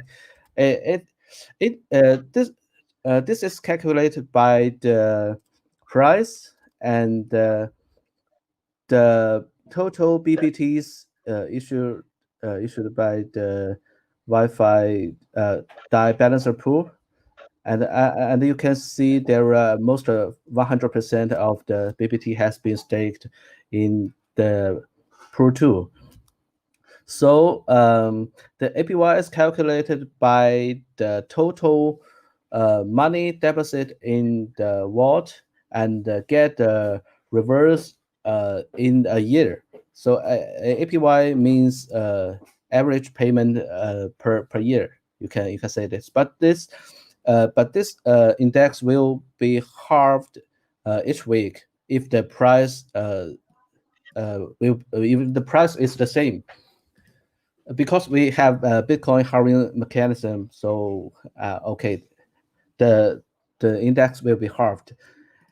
Let's check let's check the pool ones APY and 168% per year. So if you charge 10,000 USD into the pool 1, you can get 16,000 per year. But this index will be halved. You should remember this. Okay. Lucky? Okay. Yes. Okay. Thank you so much, David. Now, for those of you who also need to know, David, you didn't tell us what's the full meaning of APY.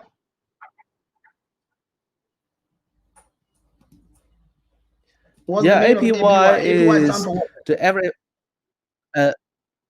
You can say it is the average payment per year. I don't think this is a very good index to define, because this index will be changed frequently.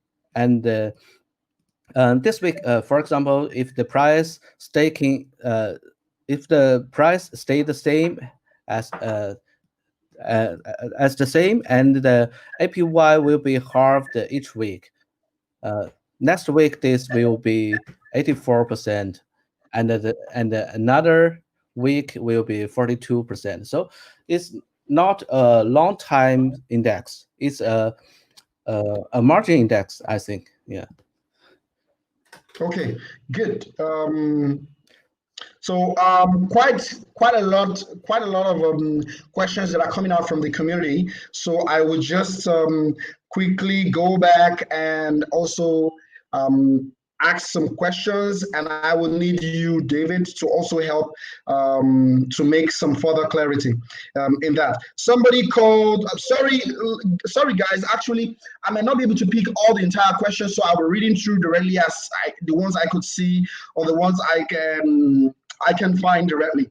So APY just tends to give you an understanding of what the average profit or yield per se you're able to get at the end of the entire staking, let's say per year or something of that nature. When you go to the website of let me take us back again to my slide. I just want to take us back again to my slide. Okay, good. When you go to, just a minute. Okay, good.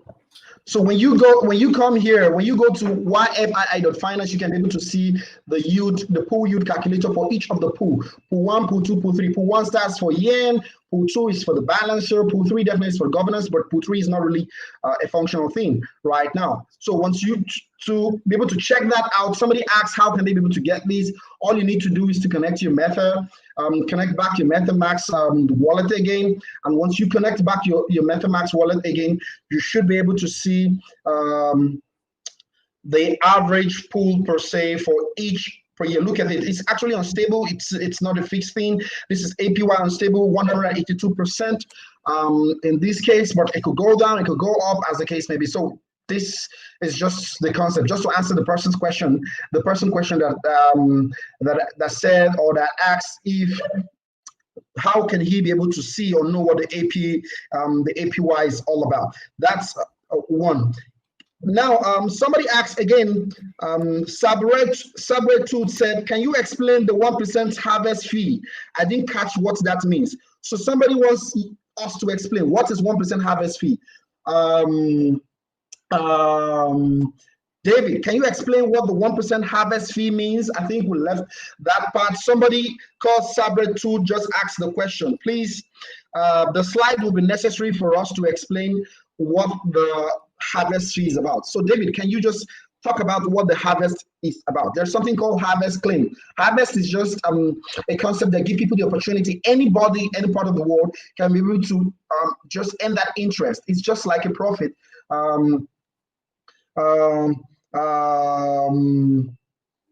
It's just like a way of helping people to earn interest off it. Let's say you decide to use the traditional banking system, for example. There is this profit sometimes they make, which they're bound to either give you a particular percentage as this. The harvest is just like more like a residual income within the pool that anybody can earn. Anybody can earn. So what it means is, so long as the harvest is coming, it's like a 1% that will be left for anybody. It's kind of a fun thing in a way. Anybody can claim it. So long as you have YF2 token, you can just claim that. So sometimes you could come into the pool, you could just say, oh, the pool have 0.0 something YF22 in it. You could just claim, so long as you have your own token that have been staked before, you could claim. It's like an open free money courtesy of the way the mechanism was designed for all the community people to participate and end that. That's what 1% harvest fees. But I will allow David, so please just go to your slide again, talk about what the harvest is all about so that the people can see you. Thank you, David. Okay, fine. So let hello? Yes, go on, please, David. Has not been transferred. Okay. Yeah, okay, cool. The harvest mechanism is like this. The total white curves you deposit into the vault will be transferred to the curve farming pools and generate yield. This is the total yield be generated by the curve smart contract. So when a user can click the harvest, they can get reverse with 1% of the revenue. It is say 0.001676 because this index will be increased time after time. But when you choose to harvest, when confirmed, it will cost you a lot. Okay. When you click the harvest, you will cost. Okay, let's change the trading pair. This one. Well, wait a minute. This is not very good. Well, the Web3 providers has been broken. Let's refresh the page. Okay, you can see the yield has 3.08 Wi-Fi 2. Then you choose to click the harvest. Okay, then when you send the transactions, you need about 0.05 gas fee. with the gas price of 82. The actually gas fee will be half of this. Okay, about 0.03, but it this is 12 US dollars, and this is your yield, and your yield is 1% of the total. So when the 1% of worth value of Wi-Fi 2 is more than $12, and then you can click harvest to earn money from this.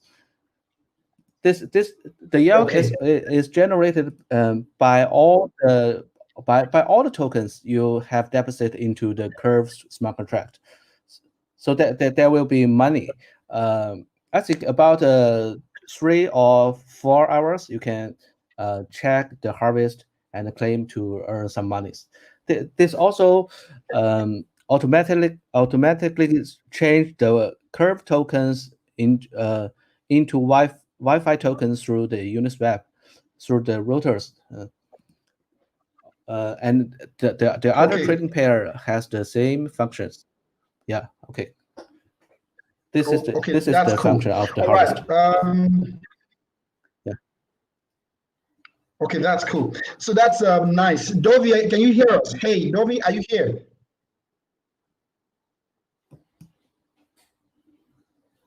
Dovi, can you hear us? There are some questions coming from the people, and they want to ask you some questions. Dovi, if you can. Okay, Dovi, can you hear us? Dovi has offline. Okay, for some reason, I don't know why we can't hear Dovi for now. But however, another user is asking, what is the difference between why a user called Moshe said, hey, can you please start, sorry, a user said, can we explain the difference between Wi-Fi 1 and Wi-Fi 2?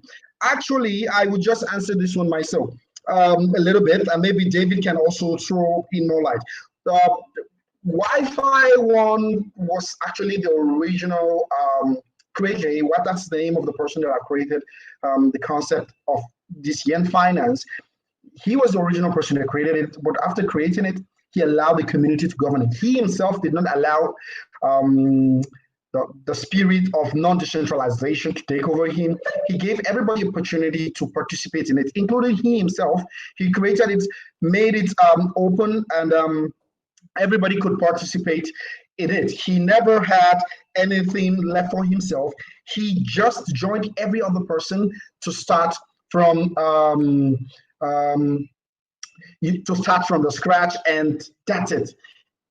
So Wi-Fi 1 was the original innovation of it, but the case of where whales, or what they call the big asset holders, trying to control the governance style of the entire process, led to people trying to ask, why do we have to go through a certain means? Because there were certain challenges about some whales trying to move out money, redo that again, and this will impact the entire ecosystem. So technically, it was not really healthy for what DeFi stands for, and people had to come together to vote. And based on the voting pattern, it was transparent that about 80% or more had the need for certain governance mechanism to be changed. But that was revolted or not agreed upon. That was not agreed upon by some of the guys who I was called Will in this case, and that led to the forking of Wi-Fi 2. So it was because of decentralization, because we wanted even the small holders of Wi-Fi to be able to have a say in the community. That led to what the emergence of Wi-Fi 2. And that came as a result of Yearn Improvement Proposal 8, which was like a proposal submitted to the community. David actually was also part of that. When he submitted to the community for the community to agree to this, that led to what Wi-Fi 2 became today. So Wi-Fi 2 personally became like the new brainchild of the original Wi-Fi 1. Still, both projects were supported by Andre Cronje, who was the original inventor of Wi-Fi 1. So I hope this is is able to answer some questions for the person who is asking what's the difference between Wi-Fi 2 and Wi-Fi 1. Actually, I don't know if I can be able to answer all. Somebody asks again, where can he see the APY calculator? Is there on the website. Once you just log into yfii.finance, you see something around tool for pool 1, pool 2, pool 3. To be able to see the calculator, you need to connect your MetaMask or whatever your decentralized or your DApp wallets that you have, and you'll see the API calculator. Remember, it's unstable, it's not fixed, so it's not like 100%, 20% or something. It changes in regards to what the total amount that is available in that pool. So that's a question from one of the users. I don't know, quite a lot of questions. APR, or somebody asks, is it APY or APR? I think it's APY, that is root comms. I hope that explained that. They tell me the expected ROI, at least somebody, no, okay, I don't have to take this.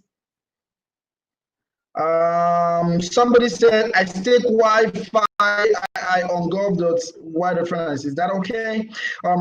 Right now, you do not earn interest when you go to the governance pool to stake, because governance pool is just strictly allowing people to decide what should be done, where should money be pulled into, and all of that. It's more like helping to determine which way we should go. Dovi, are you back, please? Okay, I'm not sure why Dovi's unable to get back. Okay, that's a little bit. Let me just get one more question. So, David, can you throw a little more light? Why did YIP8 became the fork of Wi-Fi 1? Can you throw a little more light? Can you just say something about it? Why I fetch more questions? Thank you. Okay, Wi-Fi 1. Let's check the original forum, and this one. Mm-hmm. Let me share my screen.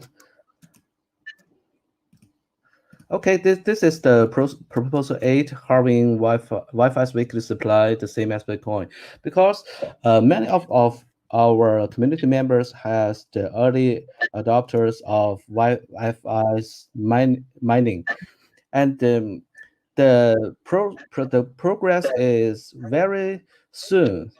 It just only in just 7 days, and we can not mining more tokens anymore. So I think it's more elite oriented. So we think to halve the mining yield will continue to enlarge the communities. You can see this. The Wi-Fi mining will be ending in 3 days, while the whole crypto communities need more time to understand the complex mechanism in such a short time. Wi-Fi cannot generate an effective market pricing, because the liquidity in pool 1 and pool 2 will be removed when the farming ends, and there is no centralized exchange to list Wi-Fi I, so the price will be very fragile to pump and dump, say like this. So we want to halve this. Okay, but Okay. the YI. Okay, we cannot. Let's see. So the proposal has 80% of supporting rate, well, did not meet the minimum quorum. The quorum is 33%, but now 20%. Okay, so we decide to fork the entire system. Yeah. Oh, interesting. Okay. This is the discussion. You can find this. Okay, cool. Now, there's a particular question that keeps coming up. Yes, David, can you hear me? There's a particular question that keeps coming up. Some people want to know about what is the APY for the vote, because they already have an understanding of what the APY for the pool is. So they want to know what is the APY for the vote. I guess they're a little bit confused between the APY for the pool and the APY for the vote. I would like if you throw more light. What is the APY for the vote? Can you throw light on that? Yeah, the APY of the vote differs from the different strategies. For example, in the last week, our strategy is targeted at YAM and get a very huge reward by this strategy. Now we have less high APYs project, so the benefit will low down a benefit. Low down a bit, and so we are our strategy group are founding more high APYs project now. So I think there will be many new things in the future. Yeah. Okay. Interesting. Though actually, due to time, there are quite so many other questions coming up in terms of what is the APY for the vote. Actually, different APYs that come, different APY questions seems to be coming up more, and this definitely shows that the people also want to know more about the APY for the vote over the APY for the poll. We'll definitely help to explain even further more in this regard. But Dovi, if you're back, just let me know by saying hi. All right. All right, Dovi, can you hear us? For some reason, we don't know why we've not been able to connect to Dovi. I seem to see her charts, but I don't know. Dovi, can you hear us? Okay, if that is done, while the team continue to try and see if they could get Dovi back to connect, she seems to be having a little bit in terms of connection issue. Somebody's asking another question in terms of what is YFI. We try to let them know that there's a difference between YFII, ours is double I, and the original one, the first one was YFI, ours is YFII. Some of them are beginning to ask, what is YFFI? We do not know anything about YFFI. Actually, we don't have anything like WFI as far as we're concerned from our community. So please do not mistake the two. There is a difference between what what we're talking about in terms of what the guys who are probably asking questions from the angle of YFFI. We do not know anything about YFFI. What we stand for is YFII, which is like a double I in this case. All right. I think, I don't know, quite a lot of questions to be frank with you. Somebody asked, there is someone said Lee. Lee said, this is like a Bitcoin with halving price, must go up. Okay, quite a lot of that, probably not so much. Someone asked, is why FFI just, okay, it's not really a question. It's not really a question. We can't answer any questions for another community that's not here or not part of us, please. I don't know, the question seems to be repeating itself. We've answered some of these, and I think some of our community people have been able to throw some light in that regard. If at this case we'll be calling to wrap, but again, to help us further, especially for the community all over the world who probably want to ask some more questions and they don't know what to do, how to go about it. We will, from the community part, myself and Dovi will be hosting some form of either once in a week or once in 2 weeks streaming for the entire community, just to update them what's happening from the angle of the developer side, the community side, the latest information, to keep people at par with what is happening. So in case you want to also follow up on that in terms of our weekly streaming, we could definitely we'll be coming to talk more about that tomorrow, Monday, around about 8 a.m. Nigerian time, just so that I don't confuse people. Inside Blockchain Show on Crypto Television. I'll be speaking there as well to talk a little bit more about this further because of time factor. 8 a.m. Nigerian time, tuning into Crypto TV Plus on the Inside Blockchain Show. I'll be talking a little bit more about it further. And the following Monday, myself, Dovi, and David as well, myself, Dovi Wang, and David will still be coming back, and probably some more other developers will be coming back again on Crypto Television Plus to talk completely more about this due to time factor, due to time constraint. I'm so sorry for those of you guys who feel that your questions is very important and we've not picked them. We will only be able to answer the little we can, but we'll continue to update the community. There are quite over 100 messages here. I can't take all of them, I must tell you, but we will definitely answer each and every one of them, either from the community side, from our Telegram, from our WeChat, from our Twitter. And if you watch us tomorrow, Monday, on Crypto TV, same channel, same station, on Crypto Television Plus, Inside Blockchain Show, 8 a.m. in the morning, Nigerian time. So please, due to the difference of conversion right now, just check what is 8 a.m. Nigerian time in your time, or follow us on our Twitter handle, WeChat, and Telegram community. We'll post more information about it. And if there are questions you want to ask, you can ask them there. The presenters will also be able to pick some of the questions here and ask them as well. Those of you who are asking, can the slide be provided? Yes, absolutely. We are open and transparent in terms of governance of style. Any information you need are always available on the website. But if you want personally the slide that was used for today's presentation, we can share that through the community and you'll be able to get that as soon as possible. Okay, Dovi is finally back. Oh my God. Good, because so many people just still want to see your face one more time before we call it a wrap. So Dovi, can you hear me?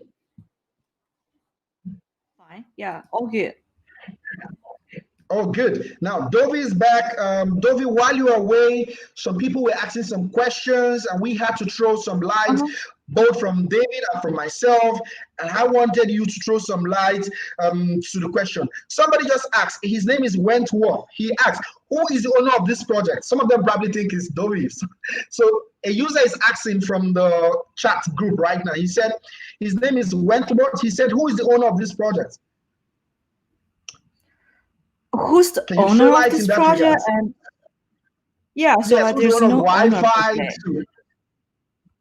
Yeah, so there's no owner to it, right? Because like I go on, David. Can you guys hear me? Okay, yeah. Yes, we can hear you. What is the owner? Okay, so the question is, what is the owner of this project? Okay.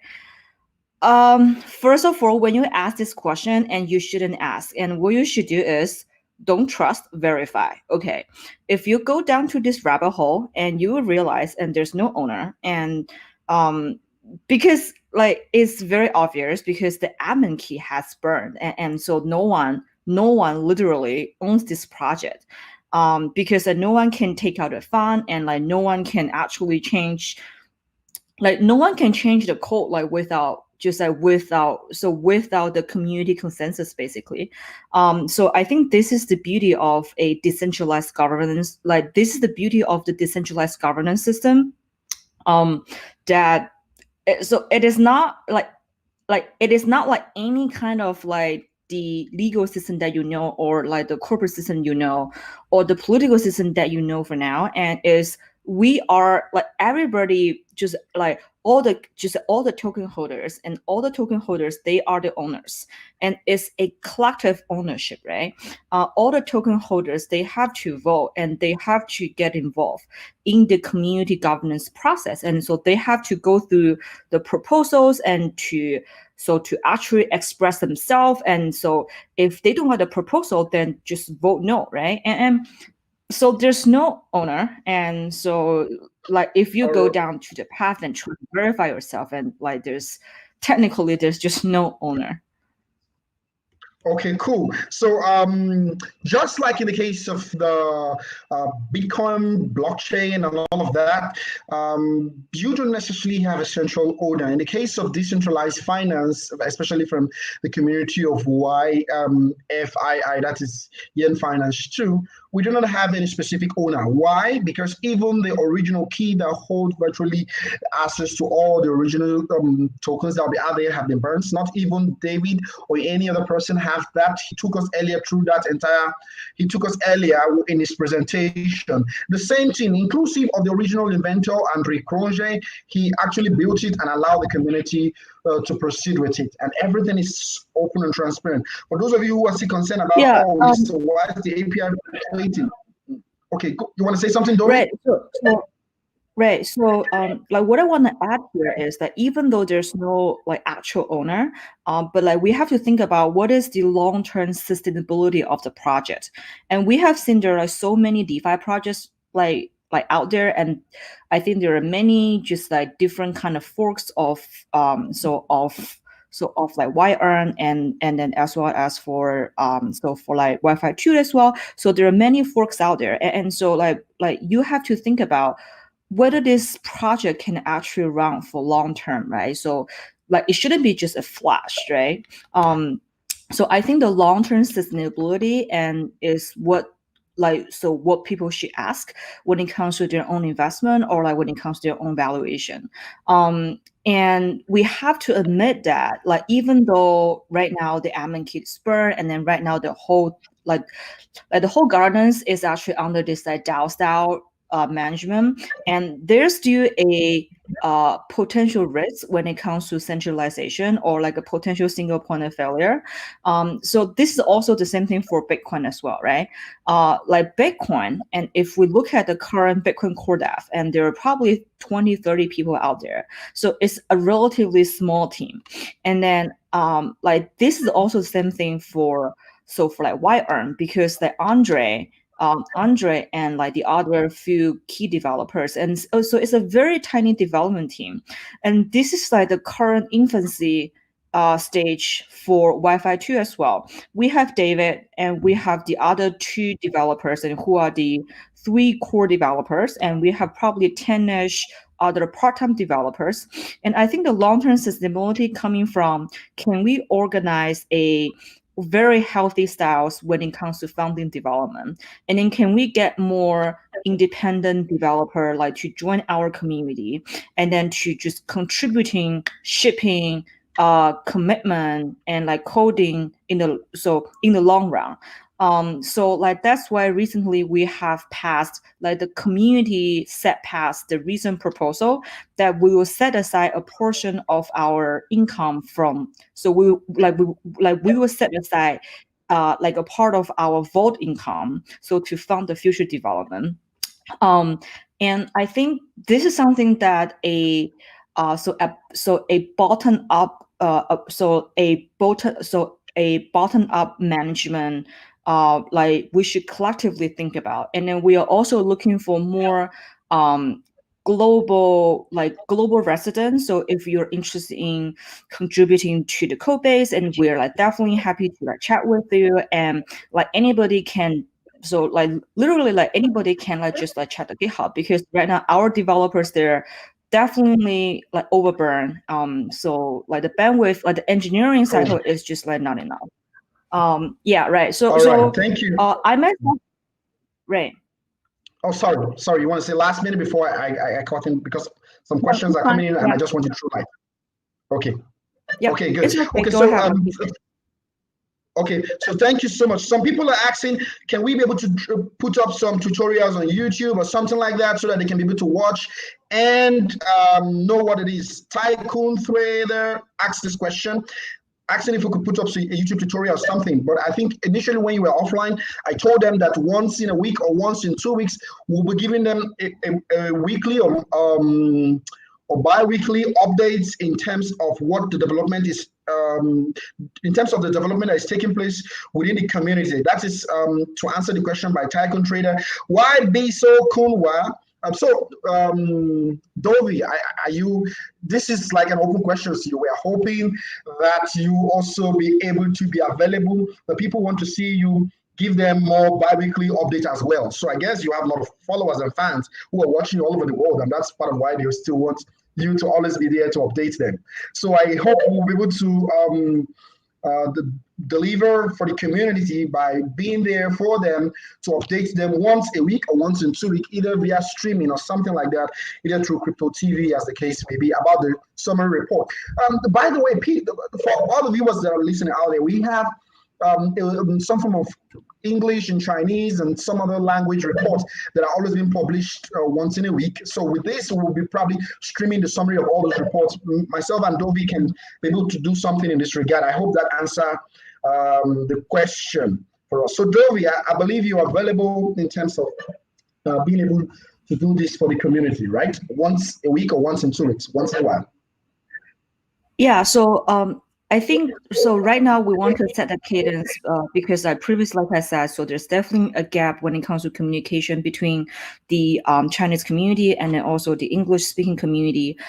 So I will definitely try to do more, like especially for the English speaking community, and because I chat with David like every day. And when it comes to the schedule or cadence, and so I would like to do is like, let's probably set a cadence for like twice a week, and especially when we have some major updates, and so we can just have like more just like prompt style, right? And so like depending on like what are the updates, but we definitely want to keep the things more lively and just like more lively, and then have a more ongoing basis and just a recurring basis. So so like people around the world can have a good access to what's going on here.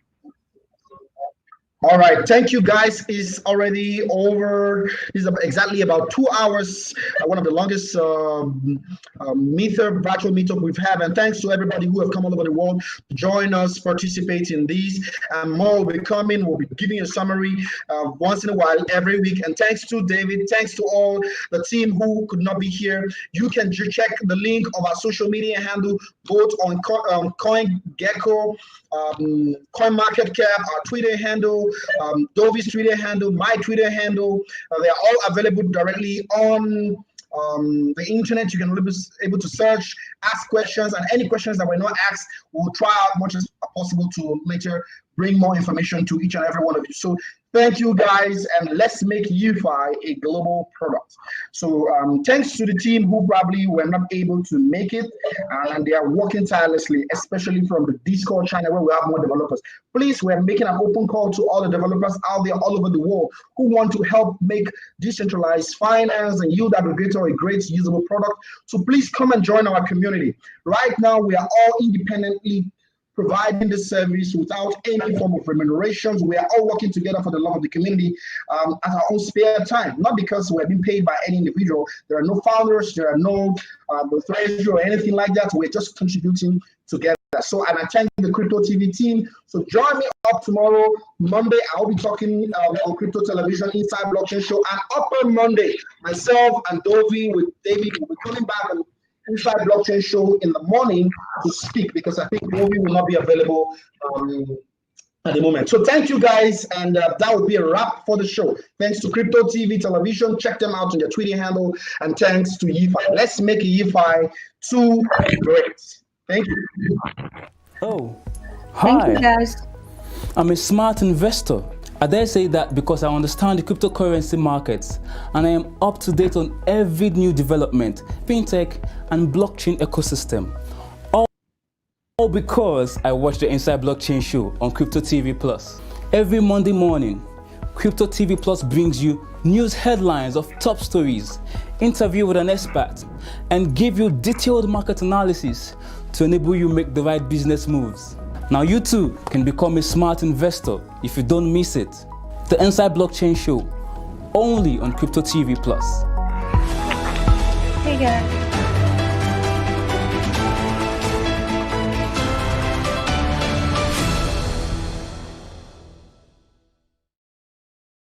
Oh, hi.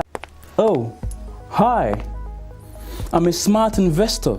I dare say that because I understand the cryptocurrency markets, and I am up to date on every new development, fintech, and blockchain ecosystem. All because I watch the Inside Blockchain Show on Cryptotvplus. Every Monday morning, Cryptotvplus brings you news headlines of top stories, interview with an expert, and give you detailed market analysis to enable you make the right business moves. Now you too can become a smart investor if you don't miss it. The Inside Blockchain Show, only on Cryptotvplus.